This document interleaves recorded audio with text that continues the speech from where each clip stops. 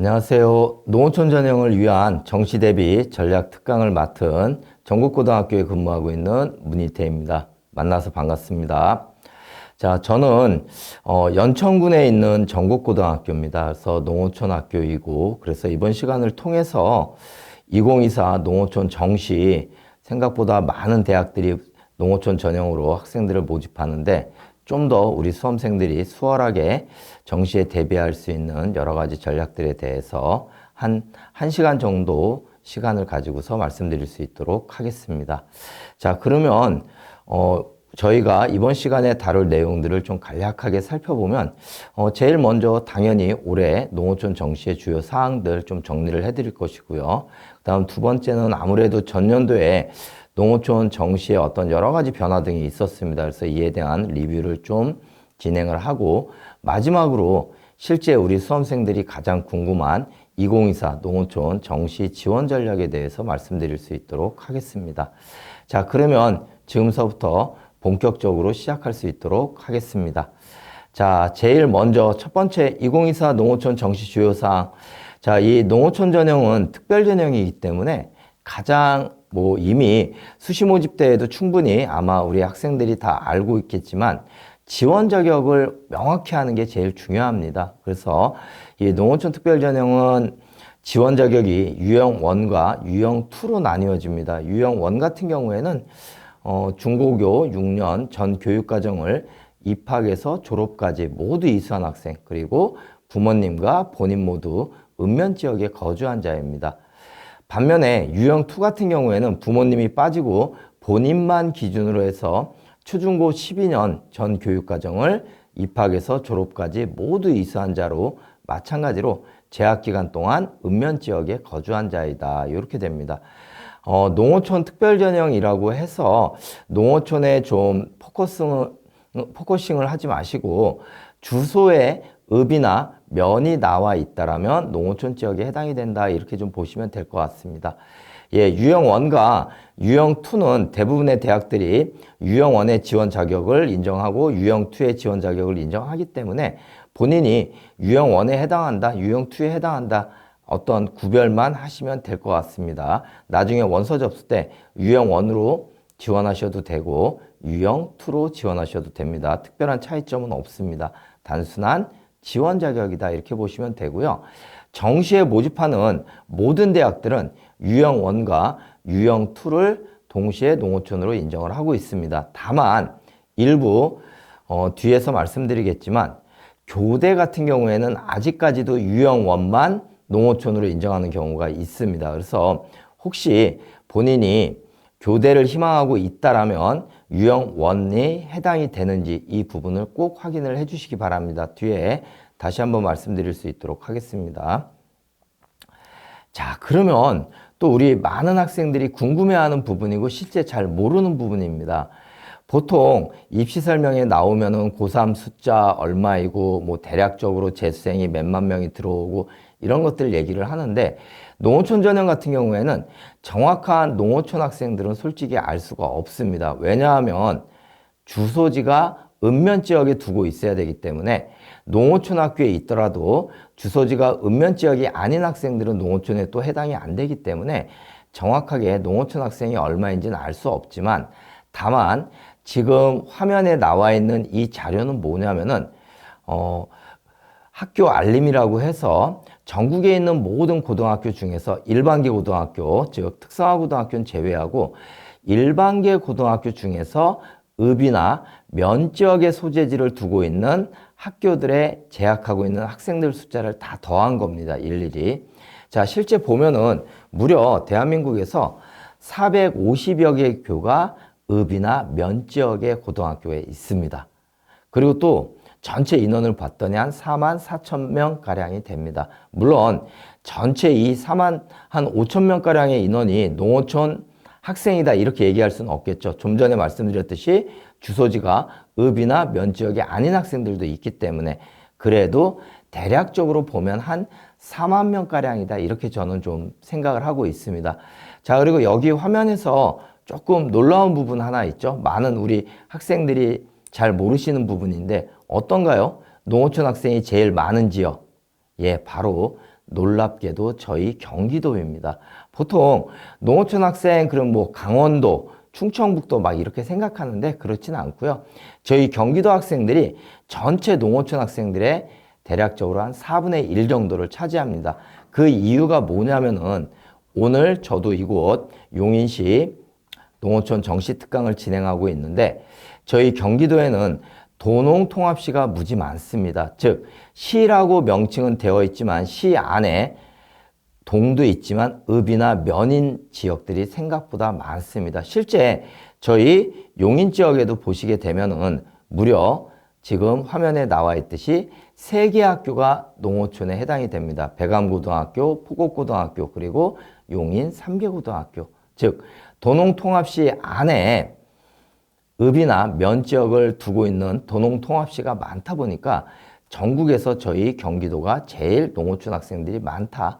그리고 실제로 경기도에 있는 대부분의 시군에서 이 농어촌 학교들을 두고 있기 때문에 농어촌에 대한 관심이라든가 연구가 진행되고 있는 것도 저희 경기도가 제일 앞선다 이렇게 보시면 될 것 같습니다.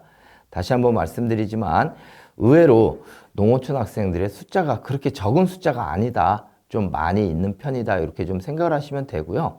그래서 대략적으로 한 3만 명가량. 근데 물론 이 중에 수시에서 합격한 학생들도 있을 거고 실제 정시까지 넘어갈 수 있는 학생들까지 생각을 한다면 그렇게 많지는 않을 것 같습니다. 그래서 어쨌든 그래도 우리들의 경쟁 상대가 이렇게 된다. 이런 부분들은 좀 우리 용인 지역에 있는 학생들도 꼭 기억을 해 주시기 바랍니다. 자, 그러면 아주 간략하게 농어촌의 지원 자격이라든가 그 다음에 농어촌의 학생 현황을 좀 살펴봤고요. 그러면 이제 본격적으로 올해 2024 농어촌 정시의 주요 특징들을 좀 한번 볼 수 있도록 하겠습니다. 자, 일단 전체적으로 농어촌의 모집 비율을 한번 좀 살펴보게 되면 농어촌 전형은 압도적으로 수시가 높은 비율 전형입니다. 보통 저희가 그런 얘기를 많이 하죠. 일반 전형 기준으로 얘기를 해서 보통 수시가 70, 정시가 30 이렇게 얘기를 하는데 저희 농어촌 전형 같은 경우에는 수시의 비중이 압도적으로 높습니다. 수시의 비중이 80% 넘어가고요. 정시는 대략적으로 한 17.81% 정도 됩니다. 근데 지금 가만히 살펴보시면 한 가지 눈여겨볼 게 있죠. 2021학년도서부터 쭉 살펴봤을 때 지속적으로 지금 현재 정시의 비중이 증가하고 있다라고 보시면 될 것 같습니다. 올해 같은 경우에는 거의 18%가량이 이제 정시에서 선발을 하고요. 제가 봤을 때는 아마 거의 정시의 비중이 가장 높은 해 중에 하나가 아닐까 이렇게 생각을 하고 있습니다. 자, 이렇게 정시의 비중이 20%가 채 안 되는데 문제는 뭐냐면은 뒤에 지금 화면에도 나와 있듯이 전국적인 기준에서 보면 17.81%예요. 그런데 우리 학생들이 관심을 가지는 서울권에 있는 대학을 보게 되면 무려 57.8%를 정시에서 선발을 합니다. 즉 일반 전형에 비해서 정시의 비중이 서울권 대학은 압도적으로 높습니다. 거기에다가 우리 모든 공부 잘하는 학생들 뿐만이 아니라 대부분의 학생들이 선호하는 서울의 주요 15개 대학을 보면 정시의 비중이 무려 72.5%나 됩니다. 그렇기 때문에 정시 농어촌에 대해서 관심을 안 가질 수가 없는 상황입니다. 그래서 이게 농어촌 전형이 전국 단위로 봤을 때는 수시의 비중이 높지만 서울권 대학, 특히 서울 주요 15개 대학을 기준으로 봤을 때는 정시 비중이 압도적으로 높구나. 농어촌 정시를 빼놓고는 농어촌 전형을 설명할 수 없는 그런 지경까지 와 있는 상황입니다. 자, 이렇게 된 이유는 서울에 있는 대학들은 공정성 강화 방안에 따라서 서울의 주요 대학들은 40% 이상, 40% 이상을 정시에서 선발을 해야 됩니다. 그런데 일반 전형만으로는 선발하기 어렵다 보니까 결국은 서울의 주요 대학들이 어떻게 하느냐. 농어촌 전형을, 수시에 있던 농어촌 전형을 하나하나씩 정시로 옮겨가고 있는 상황입니다. 그리고 올해 그게 가장 거의 최정점에 달한 상황입니다. 뒤에 말씀드리겠지만 서울대마저도 올해부터는 정시에서 선발을 하고 있습니다. 작년까지는 수시에서 선발을 했죠. 그래서 농어촌 다시 한번 강조드리지만 서울의 주요 대학들은 정시에서 대부분 선발한다 이렇게 좀 보시면 될 것 같습니다. 자, 실제 대학별로 선발 인원입니다. 자, 2024 농어촌 정시 모집 선발 인원인데 여기 표에 나와 있는 이 인원은 예체능 계열하고 의학 계열은 제외된 상태입니다. 즉 쉽게 얘기하면 일반 학과만 기준으로 보게 되는데 지금 보면 이 화면에 나와 있는 게 정시 농어촌으로 선발하는 모든 대학을 확정한 인원입니다. 예, 실제로 보면 두 가지 특징이 아주 눈에 띄죠. 자, 제일 첫 번째 특징은 뭐냐? 서울과 인천, 경기에 있는 대학들을 제외하고 지역에서 농어촌 전형을 정시로 뽑는 대학은 홍익대하고 광신대 말고는 없다라는 겁니다. 자, 이거는 우리 수험생 여러분들도 아시겠지만 지금 대부분 지역에 있는, 즉 지방에 있는 대학들 같은 경우에는 학생 모집에 어려움을 겪습니다. 그러다 보니까 대부분 지역에, 지방에 있는 대학들은 수시에서 대부분 학생들을 선발하고자 합니다. 그 여파가 그대로 이 농어촌 전형도 정시에 나타나고 있죠. 그래서 실제로 지방에 있는 대학들이 농어촌 정시에서는 그렇게 두 대학 말고는 선발하는 대학이 없다. 반면에 서울과 인천, 경기에서 대부분 농어촌 정시로서 선발을 하고 있다. 자, 그 다음에 서울에 있는 대학들을 한번 봐주시게 되면 어떤가요? 우리 수험생 여러분들이 가고자 하는 대부분의 대학들이 다 이곳에 나와 있습니다. 그래서 뭐 건국대서부터 지금 보시면은 뭐 서울대라든가 여러 가지 대학들이 이제 나와 있는데 지금 화면에 빨간색으로 표시된 서울대, 한양대, 에리카, 한국공학대는 올해 처음으로 정시에서 선발하는 대학입니다. 작년까지는 수시에서 선발하다가 올해부터 이제 정시에서 선발을 하고 특히 서울대의 정시 이동은 아주 큰 영향을 미칠 것 같습니다. 연고대의 합격선뿐만이 아니라 그 밑에 서강대라든가 서울시립대 그리고 한양대의 합격선까지도 영향을 미칠 수가 있습니다. 그래서 올해 2024 최상위권 대학에서 가장 큰 변수는 뭐냐? 그러면 저는 서울대의 정시 선발이라고 얘기를 합니다. 자, 그 다음에 또 하나 서울대 못지않게 중요한 부분으로서 푸른색으로 표시된 건국대 64명과 연세대 74명이 있죠. 자, 이 푸른색으로 표시된 건국대와 연세대는 어떤 의미를 가지고 있느냐? 작년까지에는 소수의 인원만 정시에서 선발을 하였습니다. 즉, 건대 같은 경우에는 수시와 정시를 나눠서 선발하던 대학이었는데 올해에는 정시에서 모집 인원을 대폭 늘려놓은 상황입니다. 물론 수시에서도 선발을 하고요. 자, 연대 같은 경우에는 수시에서는 예체능 계열만 선발하고 대부분의 일반학과는 올해부터 정시에서 선발을 하게 됩니다. 즉 74명, 대폭 인원이 늘어나 있는 상황입니다. 그래서 전년도하고는 분명히 최상위권 대학에서는 합격선이라든가 경쟁률에서 좀 변화가 예상이 됩니다. 자, 반면에 한국공학대라든가 한양대, 에리카 중위권 학생들에게는 기회가 될 수 있을 것 같습니다. 지금 보시면 대부분 서울권에 있는 대학의 중심이 되다 보니까 수능이 뒷받침되지 않는 중하위권 학생들이 농어촌 전형으로 그동안 정시에서 지원할 만한 마땅한 대학들이 없었던 상황입니다. 근데 올해는 조금 여유가 생겼다 이렇게 좀 보시면 될 것 같고요. 자, 그뿐만이 아니라 각 군별로 한번 살펴보시게 되면은 우리 정시는 가군, 나군, 다군으로 이루어져 있는 거 알고 계실 겁니다. 자, 근데 일반 전형과 마찬가지로 이 농어촌 정시도 다군의 모집 인원이 제일 적습니다. 실제로 보면 가군에서 614명, 나군에서 705명, 그리고 다군에서는 가군과 나군의 거의 절반에도 미치지 못하는 277명을 선발을 합니다. 자, 이 얘기는 두 가지 의미를 내포를 하게 됩니다. 자, 일단 실제로 농어촌을 쓰신다라고 했었을 때 주력 군이 어디가 되어야 되느냐?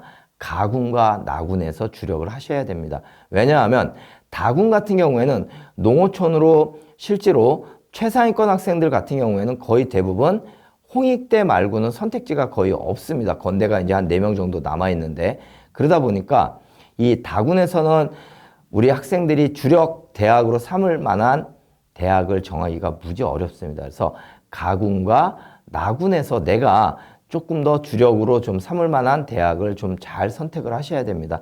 다군 같은 경우에는 경쟁률도 높고 컷도 생각보다 높습니다. 물론 대신 충원율도 대신 높다라는 그런 특징이 있습니다. 그래서 이렇게 좀 각종 군별로 좀 살펴드렸습니다. 그래서 다시 한번 말씀드리지만 일반 전형과 마찬가지로 다군의 모집 인원은 적다.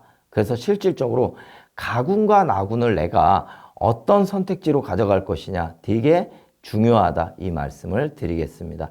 자, 지금까지는 일반 학과에 대한 기준이었고요.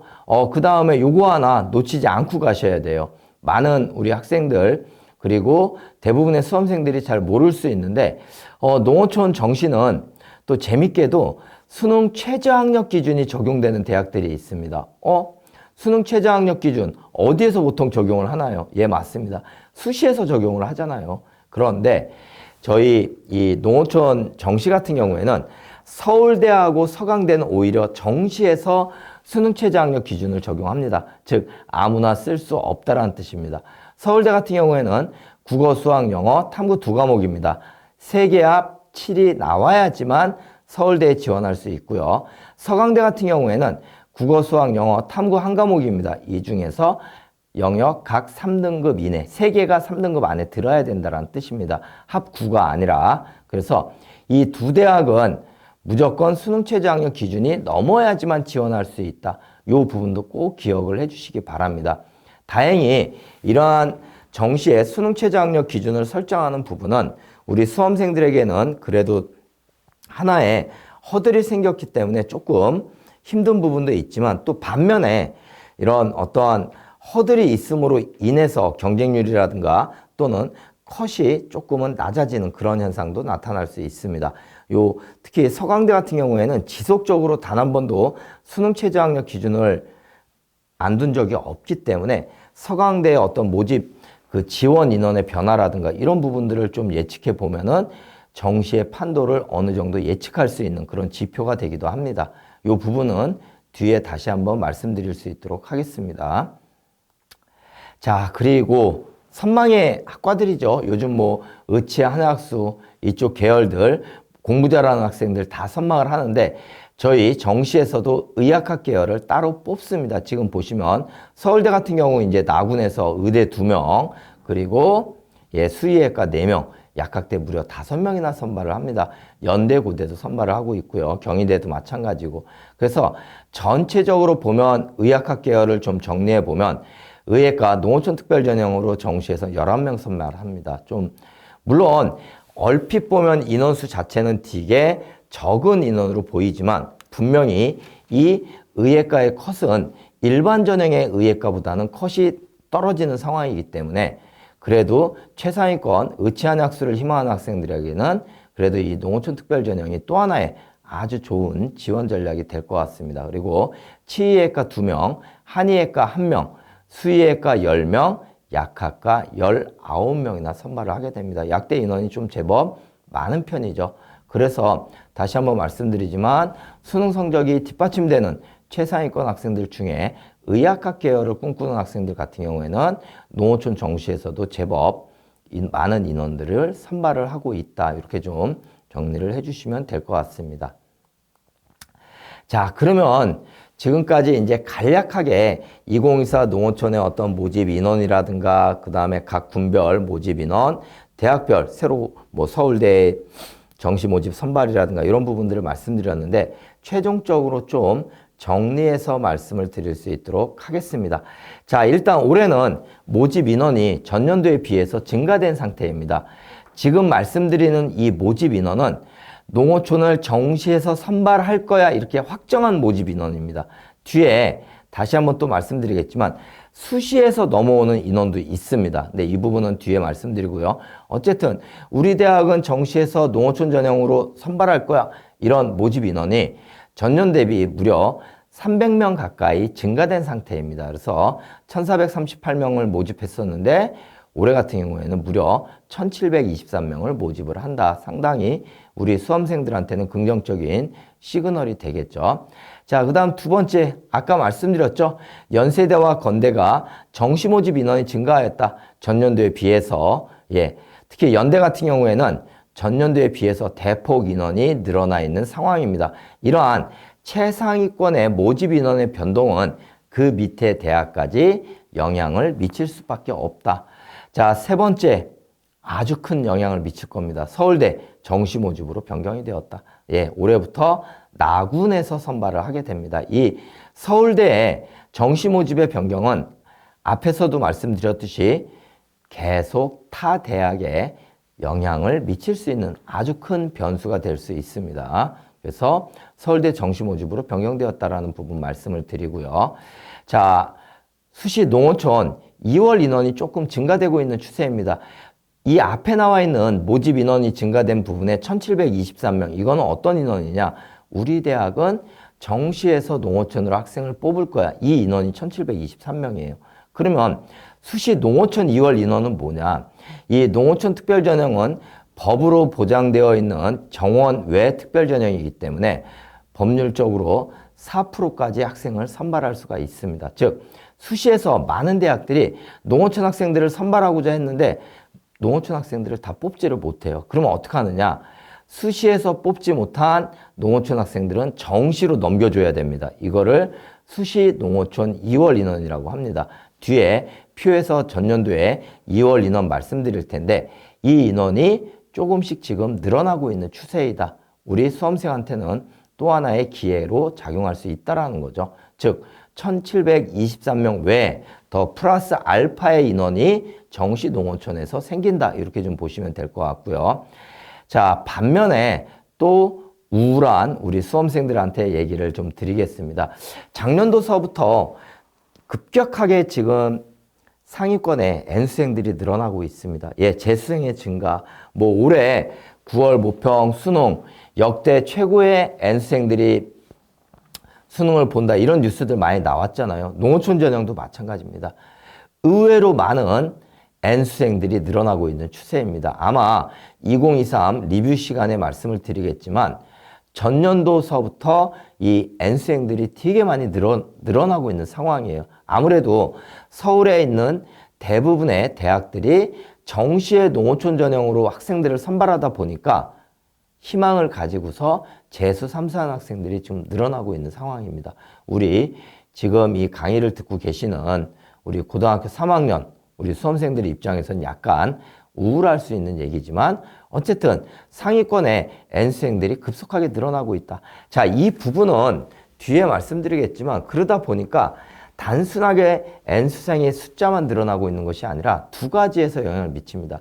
경쟁률이 올라가고 컷이 살짝 올라가는 그런 모습을 보이고 있습니다. 자, 이게 올해 2024 농어촌 정시 모집의 주요한 특징이라고 보시면 될 것 같습니다. 자, 그러면 자, 전년도에 농어촌 정시가 좀 어땠는지 좀 한번 되짚어 보고 갈 수 있도록 하겠습니다. 저희가 전년도의 농어촌 정시를 되살펴보는 이유는 전년도의 농어촌이 다른 연도에 비해서 좀 큰 변화 등이 있었습니다. 그래서 이러한 변화가 새로운 양상을 좀 나타냈고 아마 올해 농어촌 정시에도 그런 모습들이 드러나기 때문에 이런 부분들을 좀 정리하고 넘어갈 수 있도록 하겠습니다. 자, 그럼 전년도 2023 농어촌의 변화 어떤 부분들이 있었느냐? 제일 첫 번째, 자, 지역별로 한번 정시 지원 현황을 정리를 해봤습니다. 자, 지금 보시면 작년도에 전체적인 농어촌 정시의 경쟁률은 3.9대 1입니다. 자, 정시는 가군, 나군, 다군 지원할 수 있기 때문에 3대 1의 경쟁률은 기본적으로 가져가겠죠. 그렇다면 전체적으로 보면 3.9대 1이라는 것은 일반 전형에 비해서 그렇게 높은 경쟁률은 아닙니다. 자, 근데 이 화면에서 보시면 재밌는 게 뭐냐면은 농어촌 정시는 분명히 앞에서 서울, 인천, 경기 수도권 중심으로 이루어진다라고 했는데 지금 화면에서 보시면 강원도서부터 제주도까지 모든 도에서 농어촌 정시 지원 현황이 나타나고 있죠. 이거는 어떤 의미를 나타내느냐? 아까 말씀드렸던 수시 2월 인원이 발생하고 있다는 뜻입니다. 즉 대구라든가 충북이라든가 이런 대학들 같은 경우에는 농어촌 수시 2월 인원이 정시에서 나오고 있구나. 자, 근데 또 하나 일반 전형과 비슷한 양상을 또 보이는 모습이 있습니다. 어떤가요? 경쟁률. 평균 경쟁률에 비해서 서울, 인천, 경기의 경쟁률은 다 높습니다. 예, 뭐 보시면 서울 5대1, 뭐 인천 6.6대1, 경기 4.8대1 높은 경쟁률을 나타내고 있죠. 반면에 지역에 있는 대학들은 어떻게 되나요? 거의 대부분 2대1 미만의 경쟁률을 나타내고 있습니다. 사실상 미달에 가까운 수준입니다. 즉 저희가 정시는 3대1 미만일 경우에는 보통 미달이라고 이렇게 표현을 하게 되는데 지금 일반 전형보다도 더 심각하죠. 뭐 경북서부터 지금 보시면은 대부분의 대학들이 거의 1.5대1 미만에 있는 대학들이 그 경쟁률을 보이고 있습니다. 그래서 생각보다 지역에 있는 대학들은 농어촌 정시에서도 학생들 모집에 어려움을 겪고 있구나. 이렇게 좀 해석을 하시면 될 것 같습니다. 자, 이 부분입니다. 아까 지금 보여드렸던 표였는데 지금 보시면 제목에 2023 농어촌 정시 모집 인원 이렇게 나와 있습니다. 자, 그런데 봤더니 검은색 글씨와 푸른색 글씨로 나뉘어져 있죠. 검은색 글씨는 좀 전에 보여드렸던 2024 농어촌 정시 모집과 거의 비슷하죠. 뭐 연대 있고 고려대 있고 서강대 다 있잖아요. 근데 푸른색 글씨가 뭐냐? 바로 이게 수시에서 농어촌 학생들을 다 선발하지 못해서 정시로 이월된 대학들입니다. 이게 여러분들이 생각했을 때 농어촌 서울에 있는 대학들은 다 수시에서 선발하겠지 이렇게 생각하지만 전년도에 보시면 숙명여대라든가 광운대, 뭐 서울과기대 이렇게 소수의 인원이지만 1명 내지는 2명 있지만 이러한 인원들이 넘어오고 이 정시로 넘어오고 있는 상황입니다. 선생님 숙명여대 1명 너무 적은 거 아닌가요? 자, 저희 농어촌 전형 어때요? 수시 원서 접수하신 분들 아시죠? 대부분 1명 내지 2명 선발합니다. 그 과 전체가 넘어온 거예요. 이거는 인원수 자체가.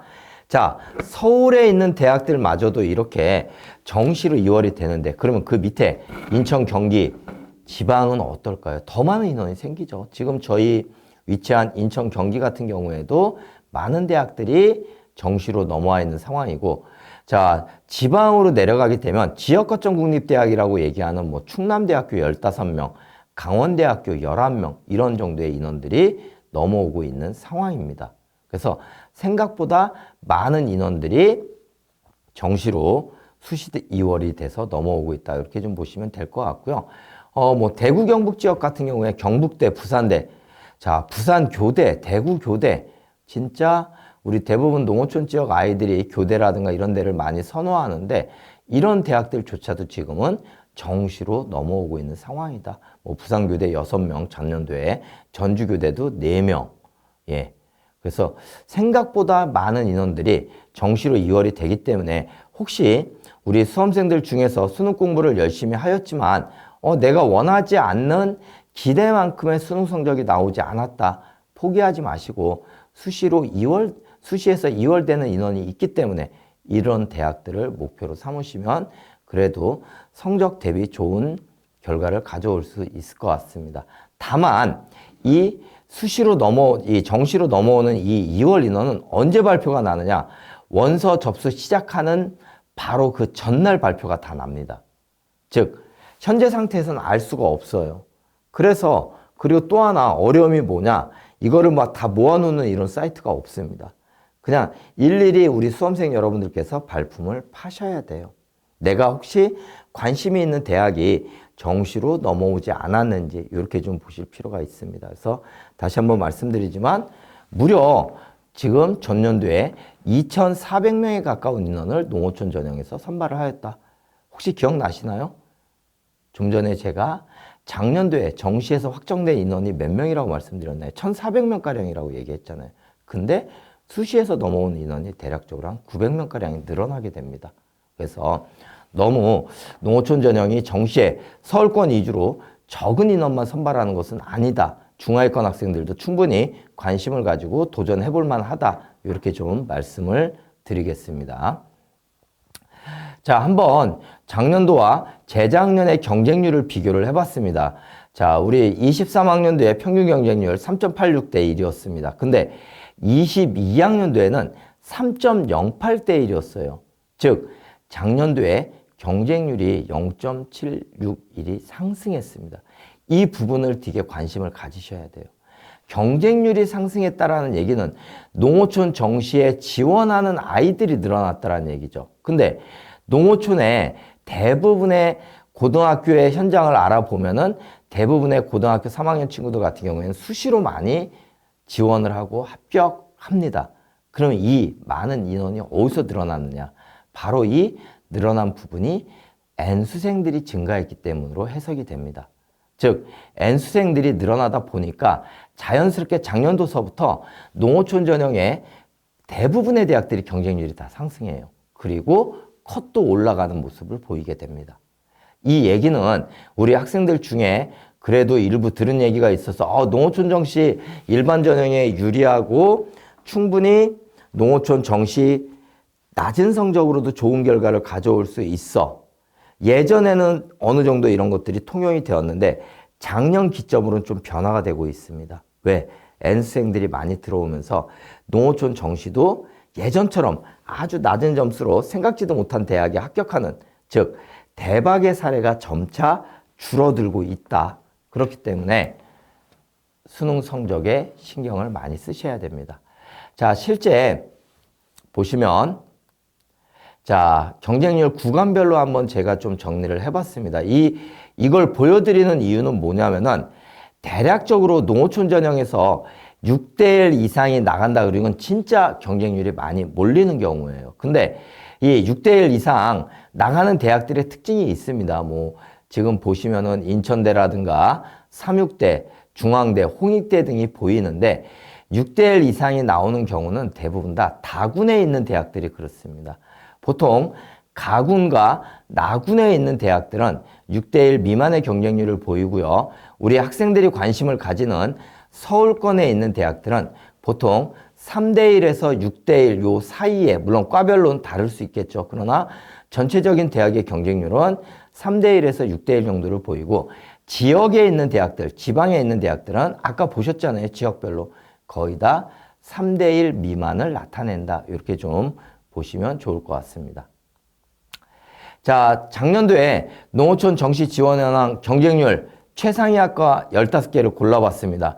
자, 일단 좀 두 가지 특징이 여기서도 보이죠. 자, 일단 모집군 한번 보세요. 다 모집군 어디가 중심인가요? 예. 지금 가만히 보시면 인천대 맨 밑에 미디어 커뮤니케이션 가군에 있는 여기를 제외하고는 싹 다 어디예요? 다군이에요. 그 이유는 좀 전에 말씀드렸죠.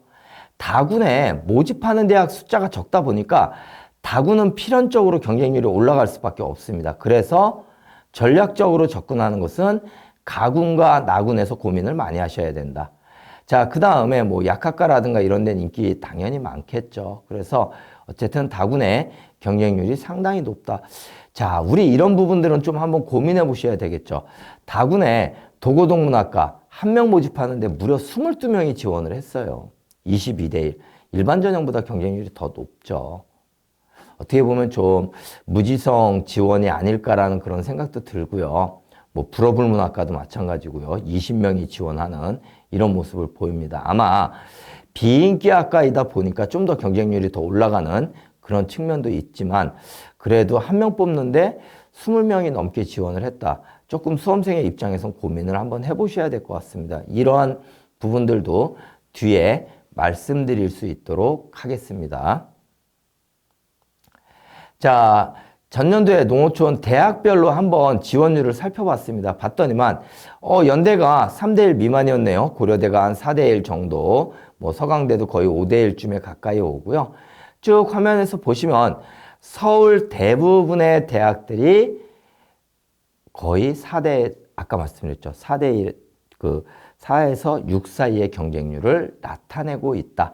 자, 홍익대가 12.67대 1로 되게 높은데 이 이유, 홍익대 눈치 빠르신 분은 아시겠죠? 어디에서 선발한다고요? 다군에서 선발한다고요. 그러다 보니까 학생들이 다군에서는 최상위권 학생들조차도 다 홍익대를 쓰는 상황입니다. 그래서 저렇게 10대 1이 넘어가는 거고요. 대부분 평균 경쟁률 6대 1 요 정도 언저리에서 나오고 있다. 자, 그런데 중요한 건 이게 아니라 이 작년도의 농어촌 정시 지원 현황을 재작년과 한번 좀 비교를 해봤습니다. 자, 지금 화면에 보시면 푸른색으로 나타나고 있는 것은 작년도의 경쟁률, 그리고 주황색으로 나타나고 있는 것은 재작년의 경쟁률입니다. 어떤가요? 모든 대학들이 다 경쟁률이 작년도에 다 대폭 올라갔습니다. 다 상승으로 나타나고 있죠. 단 한 군데의 대학도 오히려 재작년에 경쟁률이 올라간 대학들이 거의 없습니다. 그래서 작년도에 제 개인적인 경험이지만 충분히 이 정도 점수면 이 대학에 합격해 이렇게 예측을 했는데 작년도에 그 예측이 다 어긋났어요. 왜? 갑자기 이렇게 경쟁률이 올라가면서 컷이 올라갔습니다. 같이. 그래서 재수생들, 즉 N수생들이 대거 유입되었기 때문에 예전의 결과만 놓고 보면 안 된다. 작년서부터는 농어촌 정시의 판도도 살짝 바뀌고 있다. 제가 리뷰를 해드리는 이유입니다. 그래서 이런 부분들 꼭 기억을 좀 해주시면 좋을 것 같고요. 뭐 전체적으로 서울권에 있는 대학들 재작년에는 한 3.97대 1이었는데 작년에는 5.45대 1이었다. 전체적으로 경쟁률이 올라간 모습을 볼 수가 있습니다. 자, 또 하나 대학별로 한번 좀 살펴봐도 유의미한 결과를 나타냅니다. 서강대학교 아까 말씀드렸죠. 이 대학은 여태까지 무조건 수능 최저학력 기준을 계속 둔 대학입니다. 그리고 단 한 번도 수시로 넘어간 적이 없어요. 정시에서만 선발하던 대학입니다. 국어, 수학, 영어, 탐구, 세계 영역 각 3등급. 자, 그런데 3개년치의 경쟁률을 한번 봤습니다. 서강대학교는 국어, 수학, 영어, 탐구가 세계 영역 각 3등급 안에 있는 학생들만 쓸 수 있어요. 성적이 좋은 학생들만 쓰는 거죠. 근데 21년도에 인문계열은 2.56대 1이었어요. 22년도에는 2.53대 1. 별 차이가 없죠. 근데 작년도에는 거의 배로 증가합니다. 4.59대 1로 늘어나게 됩니다. 즉 수능 최저학력 기준을 맞춘 학생들이 대폭 늘어났다. 근데 이게 재학생들의 숫자가 늘어났을까요? 저는 아니라고 봅니다. 재수생들이 늘어난 거죠. 자연계열도 마찬가지입니다. 자연계열도 21년도에 2.89대 1이었는데 22년도에 4.47. 근데 작년도에도 마찬가지로 4.89대 1로 늘어납니다. 그래서 이게 N수생들이 많이 유입이 되었구나. 그리고 경쟁률이 이렇게 늘어났으니까 당연히 컷은 올라갈 수밖에 없죠. 최상위권에 있는 대학의 컷이 올라가면 농어촌 전형은 그 여파가 밑에까지 똑같이 영향을 미칩니다. 왜? 정시에서 농어촌으로 모집하는 대학이 그렇게 많지 않기 때문에. 자, 다음으로 숭실대학교입니다. 숭실대학교도 수시에서 선발한 대학이 아니라 여태까지 다 정시에서 선발을 했어요. 근데 마찬가지로 여기도 가군, 나군, 다군의 경쟁률을 한번 살펴봤더니만 보통 가군은 한 3점대 언저리에서 경쟁률이 일어났는데 작년도에 배로 늘어났습니다. 6.7대 1. 자, 나군도 마찬가지죠. 3점대 언저리였었는데 6.43대 1. 자, 다군 당연히 경쟁률이 올라갈 수밖에 없죠. 그래도 숭실대는 보통 3대 1, 4대 1 언저리였었는데 작년도에는 9.68대 1까지 상승을 했습니다. 그래서 작년도 기점으로 해서 정시 농어촌에 대한 관심이 많아졌구나. N수생들도 증가했구나. 그래서 경쟁률도 올라갔고 결국 컷도 올라갔다. 그렇기 때문에 우리 수험생, 특히 고3 학생들 입장에서 막연하게 정시는 무조건 농어촌이 유리하니까 내가 비록 수능은 좋지 않지만 대박의 결과를 가져올 거야. 안 된다라는 겁니다. 이제는 재수생들과 같이 여기도 경쟁을 해야 되는 그런 상황이 왔다. 이렇게 좀 말씀을 드리겠습니다. 자, 지역거점 국립대도 마찬가지입니다. 그나마 지역거점 국립대도 대부분 다 2023과 2022를 비교해보면 경쟁률이 소폭 상승한 모습을 보이게 됩니다. 자, 반면에 가운데 보시면 마이너스 모습을 보이는 대학들이 있죠. 어디예요? 여긴 다 교대들입니다. 예, 교대는 아무래도 이제 학력 인구의 감소라든가 이런 여파로 인해서 경쟁률이 이제 조금 줄어드는 여파라고 보시면 될 것 같습니다. 그 외에는 전년도에 경쟁률이 올라갔구나. 이렇게 좀 보시면 될 것 같고요. 자, 모집 시기별로 경쟁률 한번 그래도 확인해 보고 가시면 가군이 한 3.85대 1, 나군이 3.57대 1입니다. 그런데 다군은 모집 대학이 적다 보니까 가군, 나군에 비해서 경쟁률이 배로 증가하게 되죠. 한 6대 1 정도의 모습을 보이게 됩니다. 자, 여기까지가 2022 2023 농어촌에 관련된 부분을 말씀을 드렸습니다. 자, 그러면 잠시 쉬었다가 자, 이제 본격적으로 그러면 2024 농어촌 정시 어떻게 지원 전략을 가져갈까 이 부분에 대해서 말씀을 드리겠습니다.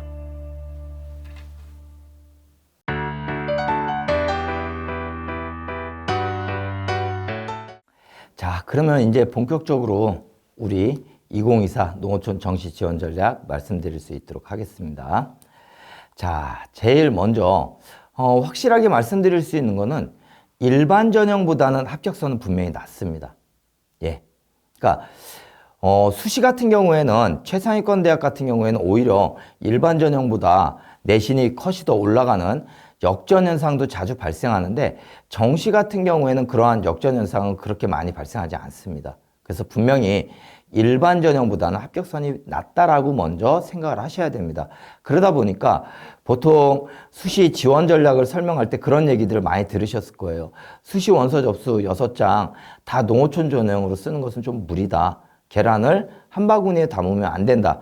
이런 얘기를 많이 들으셨을 텐데 오히려 정시 같은 경우에는 3장을 다 농어촌 전형으로 쓰는 학생들이 많습니다. 왜냐하면은 일반 전형보다는 합격선이 낮기 때문에. 자, 지금 그런데 한 가지 좀 유의하셔야 될 사항은 있습니다. 가만히 보시면 지금 화면에 고려대, 서강대가 있고 숭실대, 성신여대가 있습니다. 자, 이렇게 화면에 이 조합을 가져온 이유는 뭐냐면은 최상위권일수록 농어촌 전형과 일반 전형의 격차가 그렇게 아주 크진 않다라는 겁니다. 즉, 고려대학교 경영 한번 보시게 되면은 평균 일반 전형이 94.3입니다. 근데 농어촌도 92.0이에요. 즉, 생각 외로 이 최상위권 대학에서는 농어촌 전형에서도 수능 성적이 우수한 학생들이 많다라는 겁니다. 그렇기 때문에 일반 전형보다는 격차가 합격선이 다소 낮지만 우리가 막 흔히 생각하듯이 말도 안 되는 성적으로 서울 최상위권 대학에 붙어 이런 일은 발생하지 않는다라는 겁니다. 자, 그런데 밑으로 내려올수록 즉 서울의 중하위권으로 내려오게 되면 숭실대 경영을 한번 살펴보게 되면 일반 전형 같은 경우에는 83.2 평균 100분이겠죠 당연히. 근데 숭실대 경영에 경영에 합격하는 평균 100분위는 68.7입니다. 마이너스 15 차이가 납니다. 성신여대 같은 경우에도 자연계열 한번 평균 보면은 평균 100분위가 78인데 64.3까지 내려오고 있죠. 즉 무슨 얘기를 하고 싶으냐. 최상위권에 있는 대학보다 중하위권에 있는, 즉 서울을 기준으로 중하위권에 있는 대학으로 내려올수록 일반 전형과 농어촌의 합격선 격차가 크게 발생한다. 이렇게 보시면 될 것 같아요. 그러면 자, 서울이 이 정도로 하면 지역으로 내려가면 어떨까요? 예, 지역에선 무조건 농어촌 전형이 더 유리합니다. 그래서 내가 수능 성적이 뒷받침되지 않아서 어쩔 수 없이 인서울은 안 되지만 지역으로 눈을 돌려야 된다라고 한다라면 그때는 반드시 농어촌 전형을 쓰는 것이 유리하다. 일반 전형보다. 물론 학생들의 입장에서는 이 농어촌 전형의 가장 큰 어려움은 뭐냐면은 모집 인원이 적다 보니까 1명 내지는 2명 이렇게밖에 선발을 안 하다 보니까 자꾸 움츠러들 수밖에 없어요. 뭐 그건 당연한 거겠죠. 그렇지만 그래도 정시에서는 분명히 일반 전형보다는 농어촌 전형이 합격선이 낮다라는 그 생각을 좀 가지시고서 좀 담대하게 지원하는 그런 전략이 필요하다라고 저는 생각을 합니다. 그래서 이 부분을 먼저 기억을 좀 해주시기 바랍니다. 자, 그 다음 우리 수험생 여러분들이 잘 모르는 케이스입니다. 그래서 모집 방법에 좀 유의를 하셔야 됩니다. 이게 무슨 얘기냐면은 대부분의 대학들은 모집 단위별로 선발 인원을 확정해서 명시합니다. 이게 무슨 얘기냐면 자, 우리 대학은 경영학과 1명 농어촌으로 뽑을 거야. 우리는 심리학과 3명 뽑을 거야. 이렇게 모집 단위별로 선발 인원을 확정해서 명시하는 대학들이 많습니다. 그런데 특별전형이죠. 농어촌 전형뿐만이 아니라 특별전형은 어떻게 하느냐. 전체 선발 인원을 확정하고 모집 단위별로 최대 선발 인원을 제한하는 광역 선발 방식으로 뽑는 대학들이 제법 많습니다. 아마 말로 하시면 좀 어려울 것 같아요. 실제 화면을 보면 아하하고 이해가 되실 겁니다. 저는 이러한 전체 선발 인원을 확정하고 모집 단위별로 최대 선발 인원을 제한하는 이러한 선발 방식을 광역 선발이라고 하겠습니다. 공식 명칭은 아닙니다. 자, 화면 보시면 좀 편해요. 광역 선발의 예시 이화여대입니다.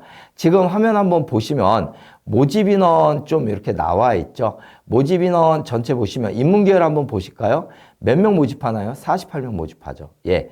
그런데 맨 위에 한번 보시면 국어국문학과서부터 기독교학과, 예, 총 지금 보시면 7개 학과죠. 여기에서 최대 모집할 수 있는 인원은 19명입니다. 자, 근데 위에 보시면 뭐라고 나와 있어요? 자, 총 인원 114명 이내를 계열별로 아래와 같이 선발하되 각 모집 단위별로 0명에서 최대 모집 인원까지 선발할 수 있다. 최대 모집 인원은요, 입학 정원의 10%입니다. 무슨 얘기냐면은, 자, 이화여대에 내가 국어국문학과에 지원했어. 국어국문학과 최대 19명까지 선발할 수 있다는 뜻이 아니에요. 7개 학과를 다 합쳐서 19명이고, 국어국문학과의 입학 정원이 만약에 30명이다. 그러면 3명까지만 선발할 수 있다는 겁니다. 이해되시죠? 자, 그럼 여기서 어려운 게 뭐냐? 대부분의 수험생들은 과별 경쟁률만 보고 지원을 합니다. 예를 들어서 이화여대에 지원하는 친구가 국어국문학과에 지원을 했는데 국어국문학과에 2명밖에 지원 안 했어. 그리고 전체적으로 봤더니만 2명으로 끝났어. 그럼 나 이거 경쟁률이 2명이니까 혹시 합격할 가능성이 있겠네? 그렇지 않다라는 거예요. 어떻게 하셔야 되느냐? 인문계열에서 일단 무조건 48명 안에 들어야 됩니다. 이해되시죠? 전체 지원자 중에. 그 다음에 다시 내가 속한 국어국문학과에서 최대 선발할 수 있는 계열이 19명이에요. 또 19등을 뽑는 거예요. 그러니까 계열의 경쟁률도 보셔야 되고 학과의 경쟁률도 보셔야 됩니다. 어려워요, 이게. 그냥 단순하게 1명 내지 2명 뽑는데 여긴 4명 왔어. 그럼 직관적으로 경쟁률이 몇 대 몇이구나 이게 드러나는데 이런 광역 모집 같은 경우에는 전체 경쟁률도 보셔야 되고 내가 지원하는 학과의 경쟁률도 같이 보셔야 돼요. 그래서 어렵다. 자, 근데 이러한 대학이 생각보다 많습니다. 자, 지금 한번 보시면은 자, 연세대, 서강대, 이화여대, 한국외대 여기 빨간색으로 표시가 되어 있죠. 경쟁률이. 그리고 고려대, 한양대, 경희대는 노란색으로 표시가 되어 있죠. 이 차이가 뭐냐면요. 연대서부터 외대까지는 다 광역으로 모집하는 대학들이에요. 그러다 보니까 아무래도 쉽게 접근하기가 좀 어려워요. 수험생들 입장에서. 지금 뭐 연대 3대 1이 안 됐죠. 이화여대도 3대 1이 안 됐고요. 외대 3대 1 간신히 채웠네요. 근데 고려대, 한양대, 경희대는 어떠냐? 다 학과별로 모집하는 대학이에요. 직관적으로 경쟁률을 알 수가 있죠. 그래서 경쟁률이 높다라는 걸 알 수가 있습니다. 이 광역 모집 같은 경우에는 전체적으로 경쟁률은 낮다. 그러나 이 경쟁률이 낮지만 계열별 경쟁률을 최대 모집 인원을 봐야 되기 때문에 무조건 유리한 것은 아니다. 이렇게 좀 말씀을 드리겠습니다. 다시 한번 이 광역 모집 꼭 기억을 잘 해주시기 바랍니다. 자, 그 다음에 각 군별의 특성을 좀 잘 이해를 해주셔야 됩니다. 이건 무슨 얘기냐면은 아까 말씀드렸죠. 다구는 모집 인원이 적어요. 모집 인원이 적기 때문에 무조건 최상위권 학생들은 홍익대를 쓰게 됩니다. 자, 농어촌 전형 같은 경우에는 일반 전형에 비해서 모집하는 대학들 숫자가 적죠. 그러다 보니까 라인을 잘 세우셔야 됩니다. 예를 들어서 이런 가정을 하셔야 돼요. 가군에서 수능 성적이 이제 어느 정도 나오면은 누적 100분위 인원수가 나오겠죠. 물론 농어촌이 거기에 몇 명이 해당되는지 몰라요. 그렇지만 최상위권 학생들 같은 경우 가군에서 무조건 어딜 고려할까요? 고려대와 연대를 고려하겠죠. 당연히. 그럼 그 밑에 라인을 또 세울 수가 있겠죠. 뭐 건대가 올해는 들어와 있네요. 근데 중경외시 뭐 이런 식으로 가겠죠. 중앙대하고 경희대가 그 밑에 라인이 될 수도 있고 한양대가 있네요. 또. 그래서 가군 같은 경우에는 최상위권 학생들이 분명히 연대와 고대를 쓴다라고 가정을 한다라면은 한양대 같은 경우가 의외의 결과가 나올 수가 있다라는 거죠. 그죠? 왜냐하면은 성적이 좋은 친구들은 연대 고대를 무조건 먼저 쓸 거니까. 자, 그 다음에 나군 같은 경우는 어떻게 될까요? 서울대가 들어왔습니다. 그렇다면은 작년도까지만 하더라도 서울대가 없었어요. 그러면 나군에서 가장 최상위권의 학생은 어딜 썼을까요? 서강대를 썼습니다. 작년에는. 근데 올해는 최상위권 학생들이 서울대를 쓰겠죠.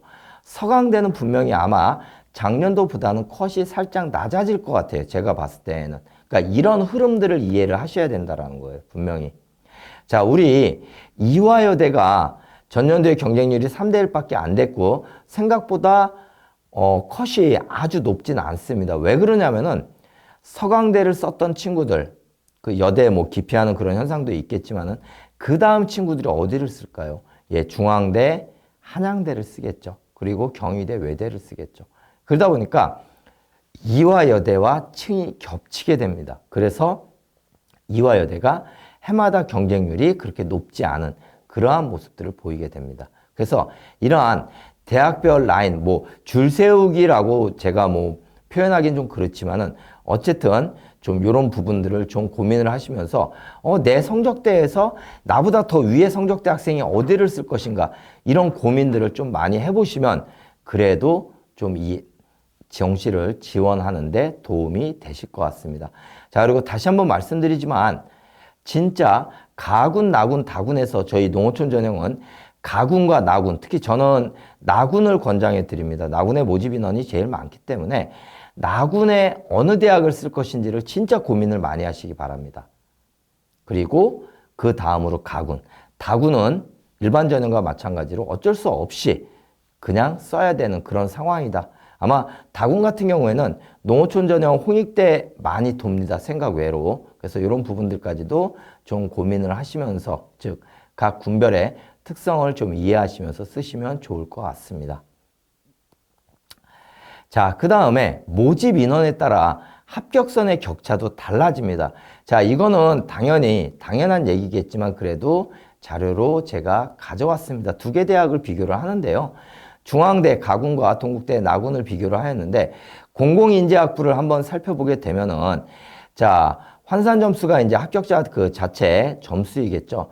격차가 어떤가요? 무지 많이 발생하고 있습니다. 지금 환산 점수의 격차가 41.86이 들어오고 있어요. 반면에 동국대의 격차는 22.24밖에 안 됩니다. 즉 합격자 안에서도 성적의 차이를 얘기하는 거예요. 근데 이러한 차이가 왜 발생하느냐? 중앙대의 공공인재학부는 4명을 모집하는 단위입니다. 4명 모집이면 농어촌 전형에서 생각보다 많은 인원을 선발하는 학과이죠. 그러다 보니까 추합도 많이 돌면서 합격선의 격차가 커진다라는 거예요. 반면에 동국대의 영어영문학부의 모집 인원은 2명밖에 안 됩니다. 그러니까 합격선의 격차가 22.24밖에 안 되죠. 그래서 다시 한번 말씀드리지만 만약에 내 성적이 다소 부족해서 어쩔 수 없이 충원 합격을 노린다라고 한다라면은 정시 같은 경우에는 학과 지원이 수시에 비해서는 좀 자유로운 상황이잖아요. 그리고 대부분의 대학들이 복수 전공이라든가 다전공을 다 권장하고 있는 상황이기 때문에 좀 더 모집 인원이 많은 뭐 3명 이상 되는 이런 학과를 쓰는 것이 그래도 좀 더 합격 가능성을 높인다 이렇게 말씀을 드리겠습니다. 자, 그리고 제가 제일 강조드리는 부분입니다. 전년도 경쟁률에 유의를 해주시기 바랍니다. 아무래도 이 농어촌 전형이 일반 전형에 비해서 뭐 입시 정보도 생각보다 적고요. 잘 어떤 상세한 안내 등이 없죠. 그래서 답답한 마음이 있는데 그러다 보니까 수험생들이 대부분 다 보고 가는 게 뭐냐? 전년도 경쟁률을 꼭 봅니다. 이건 뭐 일반 전형도 마찬가지겠죠. 그런데 이 농어촌 전형은 전년도 경쟁률에 신경을 쓰다 보니까 어떤 현상이 자주 발생하느냐? 퐁당퐁당 현상이 자주 발생합니다. 무슨 얘기냐? 전년도에 경쟁률이 높았다. 그러면 올해 같은 경우에는 대부분 다 떨어져요. 반면에 전년도에 경쟁률이 생각보다 낮았다. 그럼 올해 몰리는 경향이 되게 많습니다. 자, 지금 한번 보시면 아까 제가 강의 중에도 살짝 말씀드렸지만 전년도에 경쟁률 탑 제가 15군데를 설명드렸죠. 근데 그 중에서 14군데가 다군이었고 유일하게 가군에 있는 이 인천대의 미디어 커뮤니케이션 학부가 15대 1로 경쟁률 높은 학과에 들어갔었어요. 근데 전년도에 봤더니 얼마였느냐? 3대 1밖에 안 됐어요. 그러다 보니까 수험생들 입장에서는 달려들 수밖에 없는 거죠. 자, 동국대의 생명과학과 무려 14대 1이었습니다. 그런데 어떤가요? 전전년도에는 5.3대 1밖에 안 됐어요. 경희대 10대 1, 정보 디스플레이 전년도에 6대 1 정도. 그래서 이 전년도 경쟁률에 진짜 유의를 해서 보셔야 된다. 그래서 저는 최소한 농어촌 전형은 소인수 모집이기 때문에 지금 화면에 나와 있듯이 한 명 내지 두 명밖에 안 뽑잖아요. 경쟁률에 더 민감할 수밖에 없는 전형이기 때문에 최소한 3개년도의 경쟁률을 보면서 지원을 하셔야 된다. 자, 그리고 그냥 단순하게 전년도의 경쟁률이 3대 1밖에 안 됐네. 이렇게 보시는 게 아니라 아까 제가 하나 보여드렸죠. 각 대학별로 봤었을 때 지역에 있는 대학들은 보통 3대 1 미만의 경쟁률, 서울과 인천, 경기에 있는 대학들은 3대 1에서 6대 1 정도가 평균 경쟁률, 이 평균 경쟁률을 좀 보시면서 가셔야 될 것 같습니다. 경희대의 정보 디스플레이 전전년도에 6대 1, 그냥 평균 경쟁률이에요. 높은 게 아니라. 그러다 보니까 올해는 여긴 평균 경쟁률 나왔으니까 올해는 조금 더 낮겠지 하고 썼다가 이렇게 올라가는 거죠. 그래서 다시 한번 말씀드리지만 3년간의 경쟁률 진짜 꼭 보셔야 된다. 자, 그리고 같은 얘기입니다. 경쟁률 비공개 시간 이후에 지원은 조금 조심하셔야 된다. 예, 아무래도 농어촌 전형 한 명 내지 두 명이다 보니까 경쟁률 막판까지 눈치 작전 진짜 많이 하죠. 예, 저도 진짜 저희 수험생들 눈치 작전 많이 합니다. 그런데 한 가지 좀 조심하셔야 될 부분은 뭐냐? 경쟁률이 비공개가 되면 어떤 상황이 발생하느냐? 막판에 엄청 몰린다라는 겁니다. 이 인천대 미디어 커뮤니케이션도 원서 접수 전날까지 한 명밖에 안 왔었어요. 근데 마지막에 15명이 몰린 거예요. 그러니까 이런 일들을 조심을 하셔야 된다. 그러니까 오히려 원서 접수 비공개에 비상식적으로 경쟁률이 조금 낮다. 전년도보다 확 떨어져 있다. 이런 데에는 오히려 나중에 원서 접수 최종 마감하게 되면 어떻게 되느냐. 경쟁률이 대폭 올라가는 케이스가 많습니다. 그래서 경쟁률 비공개 시간 이후에 지원을 할 때에는 진짜 좀 조심히 보셔야 될 필요가 있다. 물론 이런 폐단을 막기 위해서 미리 말씀을 드리지만 일부 대학 정시 전년도 같은 경우는 이화여대가 대표적이었습니다. 경쟁률을 비공개하는 대학도 있습니다. 이런 것들을 막기 위해서. 근데 제가 봤을 때는 우리 수험생의 경쟁률까지 비공개하면서 지원을 한다. 이건 진짜 더 깜깜이 전형이겠죠. 그래서 이런 부분들은 좀 해소가 돼야 되는데 어쨌든 경쟁률에 되게 민감한 전형이기 때문에 3년간의 경쟁률도 살펴보는 것도 중요하고 비공개되는 시점의 경쟁률을 잘 파악을 하세요. 그래서 현저하게 3개년의 경쟁률에 비해서 너무 낮다. 이러면 여기는 폭발할 수도 있다. 이거를 꼭 조심하시기 바랍니다. 예, 지금 나머지 서울권에 있는 대학들도 이렇게 좀 보여드리고 있는 상황입니다. 그래서 이런 부분들 좀 참조하시면 좋을 것 같습니다. 자, 그래서 최종 3년간의 경쟁률을 확인하시고 지원대학의 적정 경쟁률, 아까 말씀드렸죠.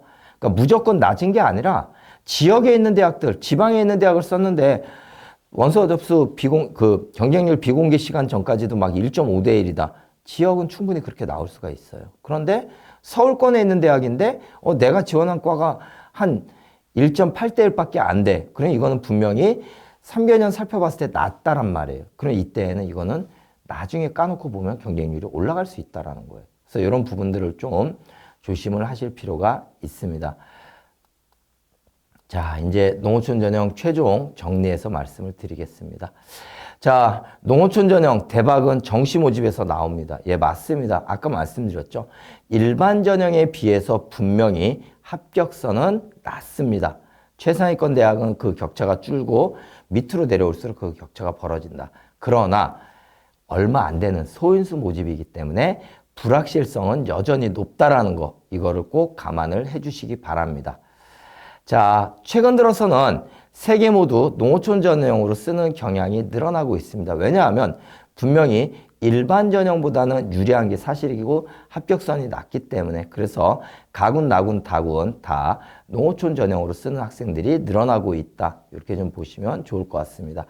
자, 세 번째, 수시에 2월 되는 농어촌 인원 매우 중요합니다. 이거는 농어촌 정시 확정된 대학이 얼마 안 되기 때문에 이들 대학이 얼마만큼 들어오느냐에 따라 아까 말씀드렸던 각 군별의 특성이 바뀔 수도 있고요. 라인을 잡는 게 또 달라질 수가 있습니다. 그래서 꼭 수시 2월 되는 농어촌 인원 꼭 확인하시기 바랍니다. 아마 이 농어촌 인원은 학교에서 충분히 파악을 해 주실 걸로 알고 있습니다. 그래서 무조건 원서 접수 시작 전에 수시에서 2월 되는 농어촌 아이들이 얼마가 되는지 꼭 기억을 파악을 해 주시기 바랍니다.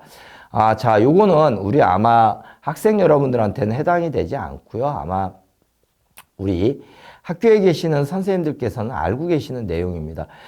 저희 농어촌 전형 같은 경우에는 아무래도 정보가 제한되어 있죠. 뭐 보면은 어디가 일반 전형 70% 컷 다 공개하잖아요. 근데 농어촌 전형은 잘 공개가 안 돼요. 왜냐하면은 이 70% 컷이 3명 이하의 모집 단위에서는 공개를 안 해도 됩니다.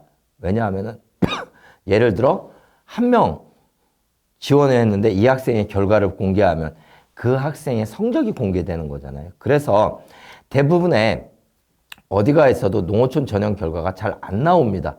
그런데 선생님들이 쓰시는 대교역 프로그램이라고 있습니다. 일선 학교에서 농어촌 학교도 마찬가지고 일반 학교에서 전년도에 수시와 정시 합격자 성적을 보내주는 프로그램입니다. 이 프로그램을 단위 학교에서 쓰고 있기 때문에 담임 선생님들과 상담을 많이 하셔야 돼요. 그래서 담임 선생님들이 그래도 어느 정도 농어촌에 대한 이런 프로그램들을 통해서 이 정도의 점수 되면은 여기 3개년간 살펴봤더니 충분히 합격했어. 이런 노하우가 있습니다. 그래서 다시 한번 말씀드리지만 이 농어촌 전형은 사교육에서도 데이터가 별로 없어요. 그래서 오히려 단위 학교의 선생님을 믿고 지원하시면 좋을 것 같습니다. 자, 그럼에도 불구하고 잘 모르겠다 이러면은 일반 전형 기준으로 지원 대학을 먼저 고르세요.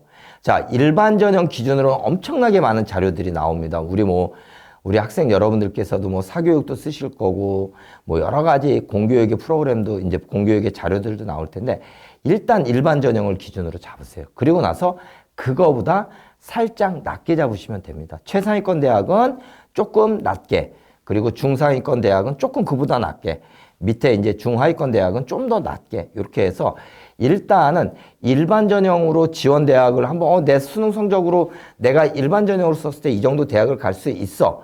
이걸 먼저 잡으신 다음에 거기서 미세 조정을 하는 게 중요하다. 이렇게 좀 말씀을 드리겠습니다.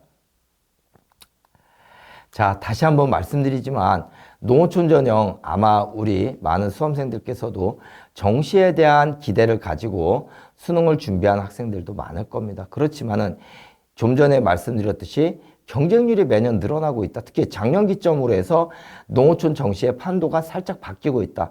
농어촌 N수생들이 증가하고 있기 때문에 무조건 낮은 성적을 가지고서 막연한 기대 심리를 가지고서 지원하는 묻지마 지원은 삼가해 주시기 바랍니다. 자, 여기까지 농어촌 정시 지원 전략이었고요. 아마 용인시에서 이제 12월 달에 박람회에서 1:1 상담까지도 진행이 되는 걸로 알고 있습니다.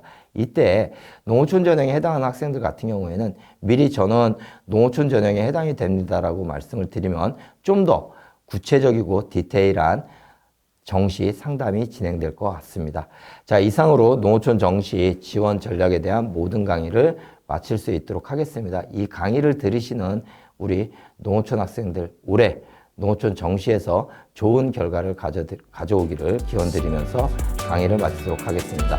끝까지 들어주셔서 고맙습니다.